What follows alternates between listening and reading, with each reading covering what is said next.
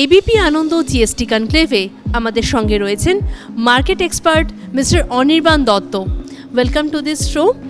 প্রথমেই বলুন যে এবিপি আনন্দ জিএসটি কনক্লেভে বক্তব্য রাখতে পেরে আপনার কেমন অভিজ্ঞতা হলো?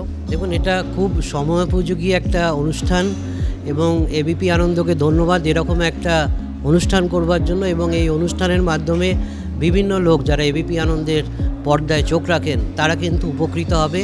এবং সরকারের যে প্রচেষ্টা জিএসটি কমানোর মাধ্যমে সাধারণ মানুষের দুঃখ দুর্দশা দূরীকরণের যে প্রচেষ্টা, সেটাতে কিন্তু আমি বলবো এবিপি আনন্দের এই অনুষ্ঠান খুব সফল হলো এবং তাতে কিন্তু সাধারণ মানুষ সত্যি সত্যি উপকৃত হবেন। সাধারণ মানুষের কথা বলছেন, সাধারণ মানুষ তারা কিভাবে জিএসটির যে বেনিফিট সরকারের তরফ থেকে দিয়েছে সেটা সাধারণ মানুষ নেবে কিভাবে বা বুঝবে কিভাবে? দেখুন, সাধারণ মানুষ শুধু একটাই জিনিস চায় যে বাজারে আমি যে জিনিসটা যে দামে কিনতাম এখন জিএসটি কমে যাওয়ার পরে তার থেকে কম দামে আমি কিনতে পারছি কিনা।